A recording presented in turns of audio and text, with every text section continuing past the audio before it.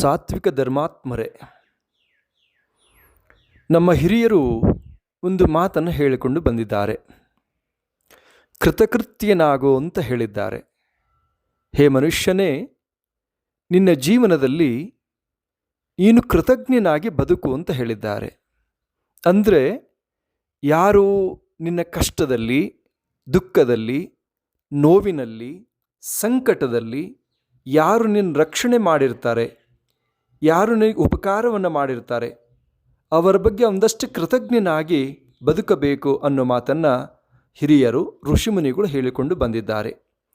ಆ ನಿಟ್ಟಿನಲ್ಲಿ ಋಣಪಂಚಕಗಳು ಅಂತ ಇದ್ದಾವೆ.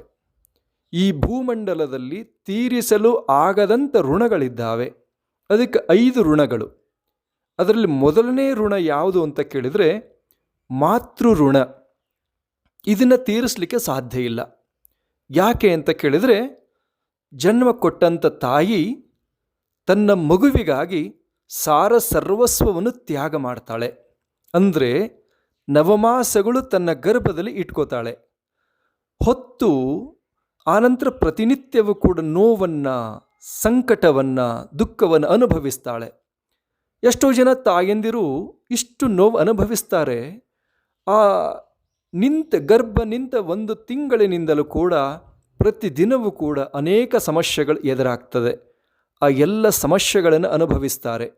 ನವಮಾಸಗಳು ತಮ್ಮ ಉದರದಲ್ಲಿ ಇಟ್ಟುಕೊಂಡು ಆ ಮಗುವಿಗೆ ಜನ್ಮವನ್ನು ಕೊಡ್ತಾರೆ. ಜನ್ಮ ಕೊಡುವಂಥ ಸಂದರ್ಭದಲ್ಲಿ ಎಷ್ಟೋ ತಾಯಂದಿರ ಮೃತ್ಯು ಆಗತ್ತೆ, ಎಷ್ಟೋ ತಾಯಂದಿರು ಸತ್ತು ಬದುಕ್ತಾರೆ. ಅದೆಲ್ಲ ನೋವನ್ನು ಆ ಮಗುವಿನ ಮುಖವನ್ನು ನೋಡಿ ಮರಿತಾರೆ.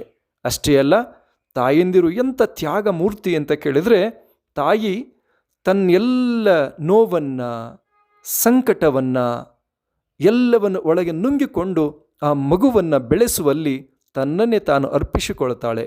ನಿದ್ರೆಯನ್ನು ತ್ಯಾಗ ಮಾಡ್ತಾಳೆ, ಹಸಿವನ್ನು ತ್ಯಾಗ ಮಾಡ್ತಾಳೆ, ತನ್ನ ಸುಖವನ್ನು ತ್ಯಾಗ ಮಾಡ್ತಾಳೆ, ಒಳ್ಳೆಯ ಊಟವನ್ನು ತ್ಯಾಗ ಮಾಡ್ತಾಳೆ.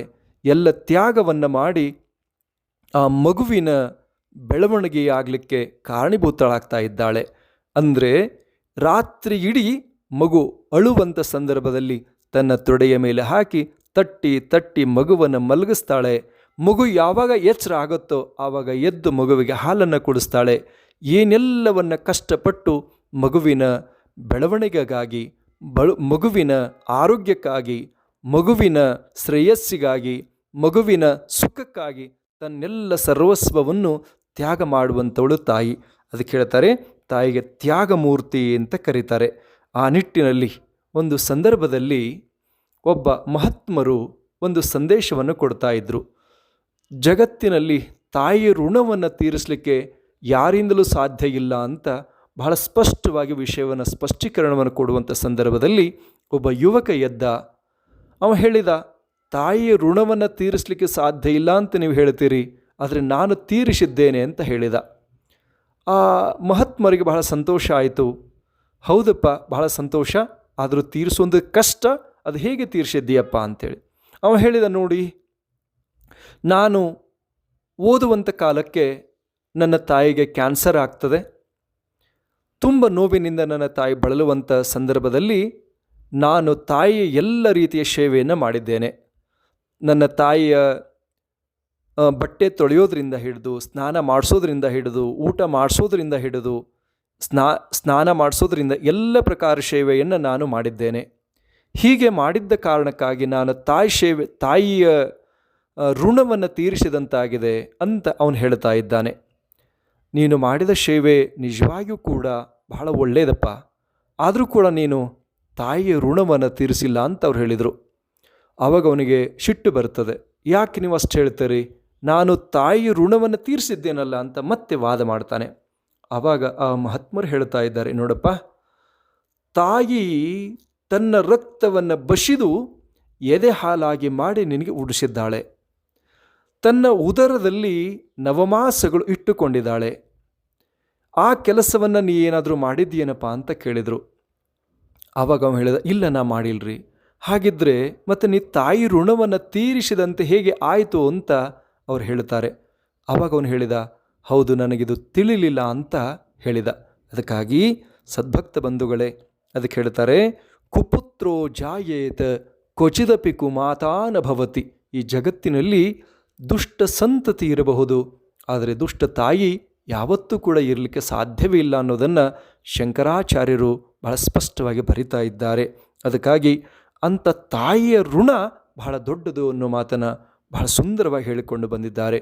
ಆ ಸಂದರ್ಭದಲ್ಲಿ ತಾಯಿ ಮಕ್ಕಳಿಂದ ಬಯಸುವಂಥದ್ದು ಏನು ಅಂತ ಕೇಳಿದರೆ, ದುಡಿಬೇಕು, ಆನಂತರ ನನಗೆ ಬಂಗಾರ ಒಡವೆನ ಮಾಡಿಸ್ಕೊಡ್ಬೇಕು, ಅಥವಾ ಬಹಳ ದೊಡ್ಡ ಶ್ರೀಮಂತ ನನ್ನ ಮಗ ಆಗಬೇಕು ಅನ್ನುವಂಥ ಬಯಕೆ ತಾಯಿದಲ್ಲ. ತಾಯಿ ನನ್ನ ಮಗ ಯಾವತ್ತೂ ಕೂಡ ತಪ್ಪನ್ನು ಮಾಡಿ ಸಮಾಜದಲ್ಲಿ ದೋಷಿತನಾಗಿ ಸಮಾಜದಲ್ಲಿ ಅಪರಾಧಿಯಾಗಿ ಅವನು ಯಾವತ್ತೂ ಕೂಡ ತಲೆ ತಗ್ಗಿಸಬಾರದು ಅನ್ನುವುದನ್ನು ತಾಯಿ ಬಯಸ್ತಾಳೆ. ಅಷ್ಟೇ ಅಲ್ಲ, ನನ್ನ ಮಗನ ತಪ್ಪಿನಿಂದ ನಾನು ಯಾವತ್ತೂ ತಲೆ ತಗ್ಗಿಸುವಂತೆ ಆಗಬಾರದು ಅಂತ ತಾಯಿ ಬಯಸ್ತಾಳೆ. ಯಾವಾಗಲೂ ಕೂಡ ತಾಯಿಯ ಮನಸ್ಸಿಗೆ ತೃಪ್ತಿ ಯಾವುದರಿಂದ ಆಗ್ತದೆ ಅಂತ ಕೇಳಿದರೆ, ತಾಯಿ ಕೊಟ್ಟ ಸಂಸ್ಕಾರವನ್ನು ಜೀವನದಲ್ಲಿ ಅಳವಡಿಸಿಕೊಳ್ಳುವಂಥದ್ದು. ಅದಕ್ಕೆ ಹೇಳ್ತಾರೆ ಮಾತೃದೇವೋಭವ ಅಂತ ಮೊದಲು ಹೇಳ್ತಾ ಇದ್ದಾರೆ. ಮಾತಾಹ ಪ್ರಥಮ ಗುರು ಅಂತ ಕರೀತಾ ಇದ್ದಾರೆ. ನಂತರ ಹೇಳ್ತಾ ಇದ್ದಾರೆ ಜನನಿ ಜನ್ಮ ಭೂಮಿಶ್ಚ ಸ್ವರ್ಗಾದಪಿ ಗರಿಯಶಿ. ಅಂದರೆ ಮೊದಲನೇ ಗುರು ತಾಯಿ ಅಂತ ಹೇಳ್ತಾ ಇದ್ದಾರೆ. ಮೊದಲನೇ ಗುರು ತಾಯಿ ಅಂತ ಮತ್ತೊಂದು ಕಡೆ ಹೇಳ್ತಾ ಇದ್ದಾರೆ. ಜನನಿ ಮತ್ತು ಜನ್ಮ ಭೂಮಿ ಸ್ವರ್ಗಕ್ಕಿಂತಲೂ ಶ್ರೇಷ್ಠ ಅಂತ ಹೇಳಿಕೊಂಡು ಬಂದಿದ್ದಾರೆ. ಹಾಗಾಗಿ ತಾಯಿ ತನ್ನ ಮಕ್ಕಳಿಗೆ ಸದಾ ಸಂಸ್ಕಾರವನ್ನು, ಸಂಸ್ಕೃತಿಯನ್ನು, ಪರಂಪರೆಯನ್ನು, ಆಧ್ಯಾತ್ಮವನ್ನು, ದೈವಿ ಗುಣಗಳನ್ನು ಕಲಿಸುವಂಥವಳಾಗ್ತಾ ಇದ್ದಾಳೆ. ಅದನ್ನು ಕಲಿತು ಜೀವನದಲ್ಲಿ ಅಳವಡಿಸಿಕೊಂಡು ಆ ಮಾದರಿಯಲ್ಲಿ ಬದುಕಿದರೆ ಅದು ತಾಯಿಗೆ ಆನಂದವಾಗತ್ತೆ, ತಾಯಿಗೆ ಬಹಳ ನಾವು ಕೊಟ್ಟಂಥ ಕೊಡುಗೆ ಆಗತ್ತೆ ಅನ್ನುವಂಥ ಮಾತನ್ನು ಯಾರು ಕೂಡ ಮರೆಯುವಂತಿಲ್ಲ. ಅದಕ್ಕಾಗಿ ಆ ನಿಟ್ಟಿನಲ್ಲಿ ತಾಯಿಗೆ ಯಾವತ್ತೂ ಕೂಡ ನೋವನ್ನು ಕೊಡುವಂಥದ್ದಾಗಬಾರ್ದು. ತನ್ನ ಸರ್ವಸ್ವವನ್ನೇ ತನ್ನ ಮಕ್ಕಳಿಗಾಗಿ ಅರ್ಪಿಸುವಂಥವಳು ತಾಯಿ ಇದ್ದಾಳೆ. ಹಾಗಾಗಿ ತಪ್ಪನ್ನು ಮಾಡಿದಾಗ ದಂಡಿಸುವ ಅಧಿಕಾರ, ತಿದ್ದುವಂಥ ಅಧಿಕಾರ ಪರಿಪೂರ್ಣ ತಾಯಿಗಿದೆ. ಹಾಗಾಗಿ ಯಾವತ್ತೂ ಕೂಡ ತಾಯಿಯ ಭಾವನೆಗಳಿಗೆ ಧಕ್ಕೆ ತರುವಂಥ ಕೆಲಸವನ್ನು ಯಾವತ್ತೂ ಮಾಡಬಾರದು. ಇಷ್ಟೆಲ್ಲ ಮಾಡಿ ಬೆಳೆಸಿದ ತಾಯಿ ಕೊನೆ ಅವಸ್ಥೆಯಲ್ಲಿ ತಾಯಿಗೆ ನೀವೇನೂ ಕೊಡೋದು ಬೇಕಿಲ್ಲ, ಒಂದಷ್ಟು ಪ್ರೀತಿಯಿಂದ ಮಮತೆಯಿಂದ ಮಾತನಾಡಿಸ್ತಕ್ಕಂಥದ್ದು, ಆ ತಾಯಿಯ ಭಾವನೆಯನ್ನು ಅರ್ಥೈಸಿಕೊಂಡು ನಡೆದುಕೊಳ್ಳುವಂಥದ್ದು. ಹಾಗೆ ಆಯಿತು ಅಂತ ಕೇಳಿದರೆ ಅದು ತಾಯಿಗೆ ಕೊಟ್ಟಂಥ ನಿಜವಾದ ಕೊಡುಗೆ ಆಗತ್ತೆ ಅಂತಕ್ಕಂಥ ಮಾತನ್ನು ಈ ಸಂದರ್ಭದಲ್ಲಿ ತಿಳಿಸಿ, ಸಾಕಷ್ಟು ಜನ ಹೇಳುವಂಥವ್ರು ಇರ್ತಾರೆ, ನಮಗೆ ತಾಯಿ ಏನು ಕೊಟ್ಟಿದ್ದಾರೆ ಹಾಗೆ ಅನ್ನುವಂಥದ್ದು. ಅದೆಲ್ಲ ಸ್ವಲ್ಪ ಚಿಂತನೆ ಮಾಡಿ ತನ್ನೆಲ್ಲದನ್ನು ತಾಯಿ ತನ್ನ ಮಕ್ಕಳಿಗಾಗಿ ಅರ್ಪಿಸುವಂಥ ತ್ಯಾಗ ಮೂರ್ತಿ ಅಂತ ತಾಯಿಗೆ ಕರೆದುಕೊಂಡು ಬಂದಿದ್ದಾರೆ. ಹಾಗಾಗಿ ಅಂಥ ಜನ್ಮ ಕೊಟ್ಟ ತಾಯಿಯನ್ನು ಕೊನೆ ಅವಸ್ಥೆಯಲ್ಲಿ ಪ್ರೀತಿಯಿಂದ ನೋಡಿಕೊಳ್ಳ್ರಿ, ಅವಳ ಭಾವನೆಗೆ ತಕ್ಕಂತೆ ತಾವು ನಡ್ಕೊಳ್ರಿ. ಹಾಗೆ ನಡೆದಾಗ ತಾಯಿಯ ಋಣ ತೀರಿಸಲಿಕ್ಕೆ ಸಾಧ್ಯ ಇಲ್ಲ, ಒಂದಷ್ಟು ಕಡಿಮೆ ಮಾಡಿಕೊಳ್ಳಿಕ್ಕೆ ಅವಕಾಶ ಇದೆ ಅನ್ನುವಂಥ ಮಾತನ್ನು ಈ ಸಂದರ್ಭದಲ್ಲಿ ತಮ್ಮೆಲ್ಲರ ಗಮನಕ್ಕೆ ತಂದು ಅಂಥ ತಾಯಿಯ ಕೃಪೆಗೆ ಪಾತ್ರರಾಗಲಿಕ್ಕೆ, ಅವಳ ಮನಸ್ಸಿಗೆ ನೋವಾಗದಂತೆ ನಡೆದುಕೊಂಡಾಗ ಮಾತ್ರ ಸಾಧ್ಯ ಅನ್ನುವಂಥ ವಿಷಯವನ್ನು ಪ್ರಸ್ತಾಪನೆ ಮಾಡಿ ಈ ಸಂದೇಶಕ್ಕೆ ವಿರಾಮ ಕೊಡ್ತೇವೆ.